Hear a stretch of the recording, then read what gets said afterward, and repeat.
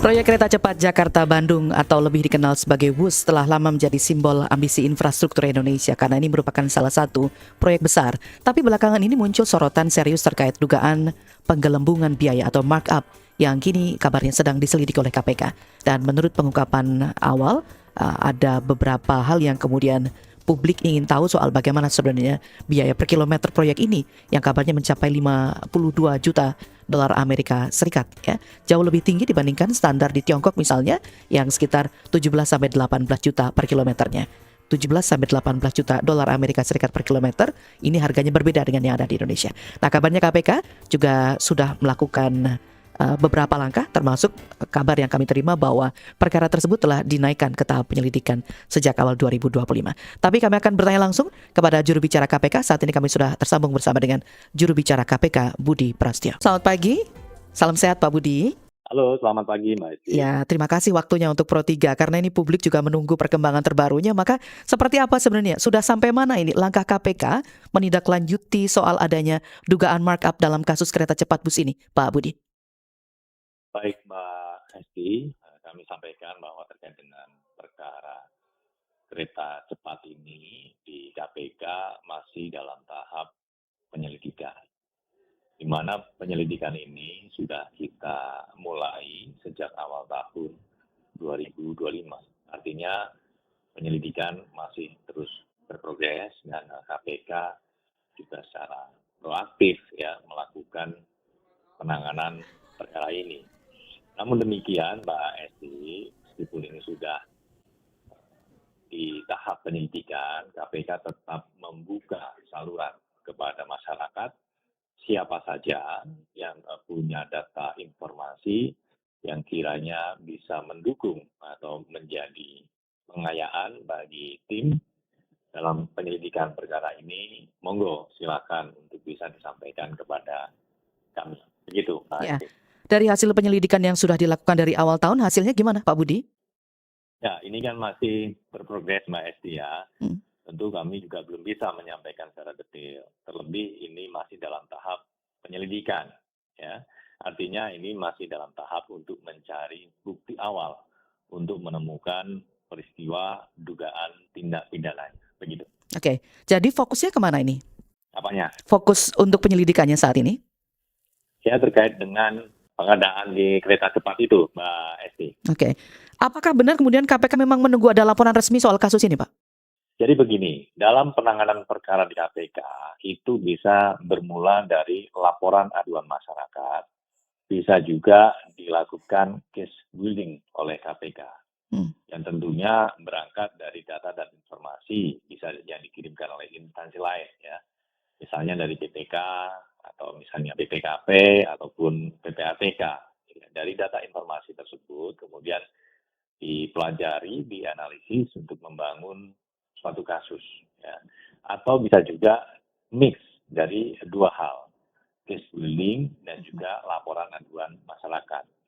Oleh karena itu, kami sangat terbuka, Mbak Esti, tidak ada pihak-pihak masyarakat semuanya yang punya data informasi terkait dengan perkara ini yang bisa mendukung dalam proses investigasi, silakan bisa disampaikan kepada KPK. Bisa melalui saluran pengaduan masyarakat ya. Salah satunya di email pengaduan@kpk.go.id atau bisa juga melalui website KPK. Monggo silakan. Kami sangat terbuka. Baik, tapi sebenarnya adakah kemudian misalnya pihak-pihak yang sudah dibidik? Artinya siapa sebenarnya yang dibidik dalam kasus ini oleh KPK ini, Pak Budi? Nah, kita belum bicara jauh ke sana, Mbak Esti. Jadi ini kan masih dalam tahap penyelidikan. Artinya kita masih dalam tahap untuk mencari bukti awal untuk menemukan peristiwa dugaan tindak pidananya. Jadi kita sabar, kita sama-sama tunggu prosesnya. Kami tentu akan update secara berkala jika sudah ada perkembangan yang bisa kami sampaikan kepada publik. Yap, ini masih penyelidikan, kita tetap mengedepankan asas praduga tak bersalah, tetapi sudahkah misalnya ada pihak yang dimintai keterangan soal ini Pak? Untuk pihak-pihak yang dimintai keterangan tentunya sudah ada dan ini juga masih terus berprogres. Namun Mbak Esti, kami belum bisa menyampaikan ya pihak-pihak siapa saja yang dimintai keterangan. Karena kembali lagi, ini masih dalam tahapan penyelidikan. Ya, nanti jika sudah saatnya tentu nanti kami akan buka secara transparan untuk publik, begitu. Oke. Desakan publik luar biasa untuk pengungkapan dugaan korupsi ini. Maka bagaimana KPK menjamin KPK akan bekerja maksimal, transparan gitu ya, berkaitan dengan penanganan kasus ini, Pak? Ya, kami pastikan Mbak Esti, Hmm. setiap penanganan perkara di KPK dilakukan secara transparan. Ini kami buktikan dari setiap penanganan perkara yang KPK lakukan, kami selalu update perkembangannya. Pihak-pihak siapa saja yang diperiksa dalam tahap penyidikan, ya. Ya. Lagi penyidikan. Kalau perkara ini kan masih penyelidikan, begitu Pak Esti. Jadi kami yakinkan kepada masyarakat kami transparan, demikian halnya kami juga terbuka jika ada masyarakat siapapun ya yang mengetahui informasi dan memiliki data yang kiranya dapat mendukung investigasi perkara ini, monggo silakan bisa disampaikan kepada KPK. Mhm. Dan Oke. perlu kami sampaikan juga Mbak Esti, kami tentu juga berharap bahwa proses hukum yang sedang berjalan di KPK ini juga jangan sampai mengganggu pelayanan publik yang dilakukan oleh KAI, Kereta Api Indonesia, Mhm. kepada masyarakat terkait dengan layanan perkereta-apian atau khususnya kereta bus ini. Jadi silakan masyarakat untuk tetap bisa menggunakan layanan kereta cepat sebagai salah satu alternatif moda transportasi. Begitu, Mbak Baik, Esti. Pak Budi, kalau sedang menelusuri proyek atau melibatkan stakeholder besar, transaksi internasional seperti WUS ini misalnya, adakah kemudian misalnya resistensi atau hambatan yang dihadapi KPK untuk memastikan semua proses penyidikan dan penanganan kasusnya bisa berjalan lancar ini, Pak? Setiap perkara tentu punya kompleksitas dan tantangannya masing-masing, Hmm. Mbak Esti. Ya. Namun demikian, kami tentu terus melakukan pengayaan informasi dengan melalui kolaborasi bersama banyak pihak, baik internal maupun eksternal ya, dalam arti pihak-pihak dalam negeri maupun stakeholder luar negeri jika itu memang dibutuhkan. Dan Hmm. kami juga meyakini seluruh stakeholder juga mendukung penuh upaya-upaya pemberantasan korupsi. Mengapa? Karena pada hakikatnya upaya pemberantasan korupsi itu justru untuk mendorong efektivitas dan efisiensi pembangunan maupun kebijakan-kebijakan pemerintah untuk Ya. meningkatkan kemaslahatan dan kesejahteraan masyarakat. Pak Budi tadi kan ngajak masyarakat untuk bisa ikut berperan juga menyampaikan laporan kalau punya informasi.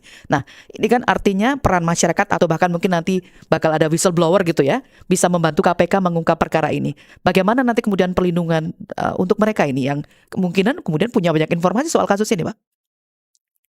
Ya, kepada masyarakat yang menyampaikan informasi dan datanya kepada KPK, Mhm. silahkan disampaikan bisa melalui email tanpa harus datang langsung ke KPK. Meskipun masyarakat juga bisa secara langsung datang ke KPK, pintu kami terbuka selebar-lebarnya. Dan kami yakinkan, Mbak Esti, Mhm. bahwa kami berkomitmen untuk menjaga kerahasiaan identitas setiap pelapor. Ya. Sepanjang pelapor tersebut tidak mempublikasikan diri. Nah, ini yang sering terjadi, Mbak Esti. Mhm. Justru malah pelapor ini yang mempublikasikan diri bahwa dia melaporkan suatu perkara di KPK. Begitu, Mbak Esti. Oleh karena itu, di setiap pelaporan pengaduan masyarakat, kami selalu menjaga kerahasiaan identitas pelapor dan bahkan kami juga menjaga kerahasiaan materi pelaporannya. Oke. Ya, supaya setiap materi pelaporan itu juga bisa kami tindak lanjuti secara proper. Namun demikian, Mhm. pada fakta-fakta di lapangan ketika menyampaikan laporan aduan masyarakat, justru pelapor ini mempublikasikan diri. Begitu, Mbak Oke, Esti. tapi KPK nanti akan publikasikan laporan sementara atau hasil temuan awal tidak, Pak? Mengingat tingkat publikasi yang terbatas ya belakangan ini soal kasus ini termasuk bagaimana proses penyelidikan yang berlangsung tertutup ini, Pak? Ya, kita tunggu perkembangannya, Mbak Hmm. Esti. Ya. Sejauh mana hal-hal yang bisa disampaikan, mana yang memang tetap harus di-keep. Karena memang proses hukum butuh ruang, butuh waktu supaya prosesnya juga bisa proper, bisa Mhm. kredibel, dan kami pastikan setiap proses hukum di KPK dilakukan secara profesional berdasarkan dengan bukti-bukti, fakta-fakta yang ditemukan oleh tim. Oke. Jadi kan yang sedang dikejar soal dugaan markup ini. Artinya ketika sekarang publik rame nyoroti kan angka per kilometer nih yang sekarang lagi rame dibahas ini Pak. Per kilometer proyek yang dianggap melonjak ya dari 17 sampai 18 juta dolar jadi 52 juta dolar. Ini apakah kemudian KPK bisa memastikan kalau pembanding internasional itu sebenarnya bisa valid atau relevan Pak? Bisa dibanding-bandingkan dengan proyek luar misalnya yang angkanya barangkali lebih kecil daripada kasus bus ini. Ya, itu kan sudah masuk ke materi Mbak Haha. Esti ya. Yap. Jadi ya silakan masyarakat berpandangan, beropini, namun mohon untuk juga berdasarkan pada basis data, basis fakta gitu kan. Yang Hmm. mana juga tentunya data dan fakta itu juga bisa menjadi pengayaan bagi kami di KPK dalam investigasi perkara ini. Oke. Belakangan kan bahkan nyebut-nyebut wah ini kayaknya perlu audit forensik biaya proyek nih Pak. Gimana Pak Budi? Ya silakan. Aha. Artinya ya kan kita juga nggak bisa membatasi Hmm. opini pandangan masyarakat ya, silakan untuk beropini, berpandangan di ruang-ruang publik. Yap. Namun kami pastikan proses hukum di KPK masih terus berjalan. Baik. Butuh berapa lama ini kira-kira Pak? Sudah dari awal tahun 2025? Kita ikuti Mbak Esti. Ini kan Mhm. masih berprogres ya. Ini juga secara maraton kami terus melakukan Oke. permintaan keterangan kepada sejumlah pihak dan Mhm. kegiatan-kegiatan penyelidikan lainnya juga masih terus kita lakukan. Oke. Jadi belum bisa diungkap ya kepada publik siapa saja sudah diperiksa, bagaimana hasilnya begitu. Betul, Mbak Esti. Baik. Kami tunggu nanti perkembangan selanjutnya. Pak Budi Prasetyo, terima kasih sudah update informasi untuk Pro 3 RRI pagi ini. Salam sehat. Sampai jumpa. Salam sehat Mbak Ya, Esti. Terima mari. kasih. Selamat pagi. Demikian tadi juru bicara KPK Budi Prasetyo yang sudah sampaikan perkembangan terbaru berkaitan dengan dugaan markup ya dalam kasus kereta cepat karena KPK melakukan penyelidikan terhadap dugaan penggelembungan anggaran atau markup proyek kereta cepat Jakarta Bandung Wush.